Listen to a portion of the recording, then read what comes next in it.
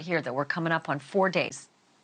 4 since 2 people were gunned down, murdered in a dorm room at the University of Colorado in Colorado Springs. And tonight, there is a suspect sitting in a cell, charged with murder, and that's great. You know, a suspected cold-blooded killer is no longer roaming the streets of that beautiful college town or any of the rest of our towns. Oh, that's nice. Here's the problem.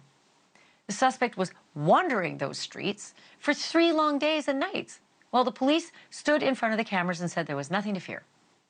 No need to be on the lookout. No ongoing threat. Ongoing threat, those are the words. Nothing, you know, to threaten the rest of us. And we know now that when we took that story to air on Friday night, just hours after the murders, police knew exactly who they were looking for. They knew. They had an arrest warrant signed. They knew the guy. They knew what he looked like.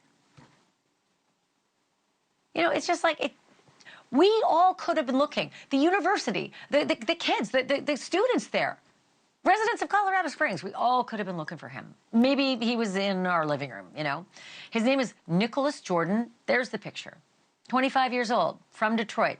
He is a student on that very campus. Although I'm just going to go out on a flyer here, but I'll bet he's not a friggin' student anymore. He's got a different room he has to be in, not a classroom. He's going to be in a courtroom tomorrow. True to form, that's it. That's all we get from the police about this guy. His relationship to the victims, his alleged motive, I don't know any of that. They won't tell us. We do have this booking photo, though. We just got it a little while ago, so maybe this is the first time you're seeing it on TV. The arrest itself happened early this morning because officers knew what his car was, right? They had all this information they didn't tell us. But they happened to spot Jordan's car. It was about 4 miles from the crime scene. So did you rest easy this weekend if you were on campus? They were armed with an arrest warrant when they picked him up, and Nicholas Jordan's name was on it, and it charged him with 2 counts of first-degree murder. A warrant that was issued way back on Friday night. First-degree murder. Not disclosed until today. I'm going to just stop for a hot minute and tell you, if you've got a warrant for first-degree murder, you know things. You have evidence. You've seen something in that dorm room at that crime scene that says, like, first-degree premeditated murder. It wasn't a fight. It wasn't self-defense.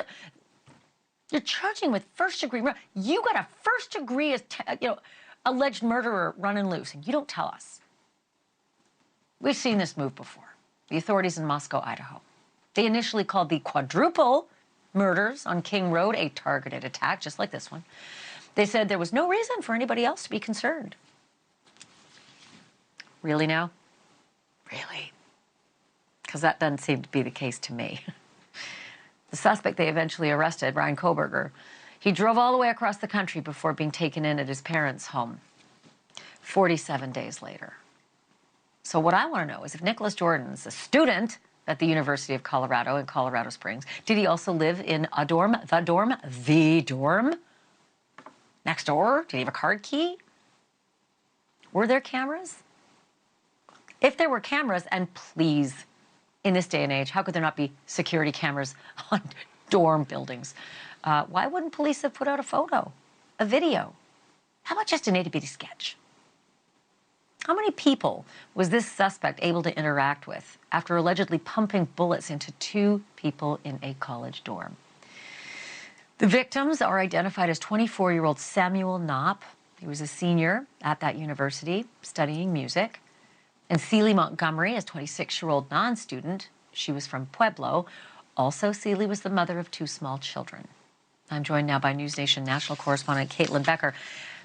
I was having a great Monday until I learned they knew who they were looking for on Friday night. As I was on television Friday night saying, we don't know anything. We don't know who it is. They're not saying anything. We don't know even if there's they wouldn't even tell us if they thought it was murder. We all kind of thought it was murder, suicide, right? Like that's kind of what it was.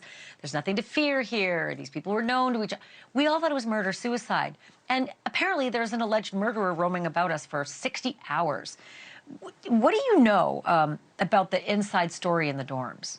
Unfortunately, Ashleigh, there isn't a lot to know about how these people allegedly knew each other. The first thing that I thought once we realized it was not a murder-suicide, and when the police said that the victims and the suspect were probably known to each other, I had to think that this was a targeted attack, that perhaps there was a reason that this happened, and cops knew the motive. You have two people, 24 and 26 years old, in a dorm. And when I say dorm, I actually think this is a bit of a misnomer, Ashleigh.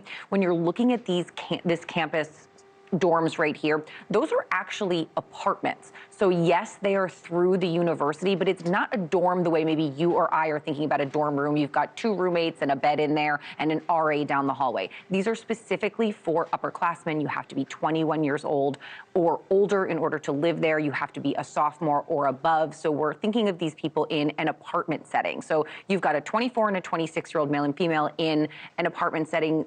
She's either staying over or up late partying, because these calls came in for the gunshots around late 5 a.m., early 6 a.m. So what are two people doing there, and why is this suspect also in the building? So I don't think security is as strict in these apartments as it is in a traditional dorm room, because you have adults on there and not necessarily 17, 18, 19-year-olds. But we don't know how these people are connected in any way. We know that the suspect and the male victim, the 24-year-old, were students, but Celie was not a student at the university. She's a 5-year-old and a 7-year-old, and she just sort of lived in the area. So we don't know how the two victims knew each other, and then how the suspect was related to those victims.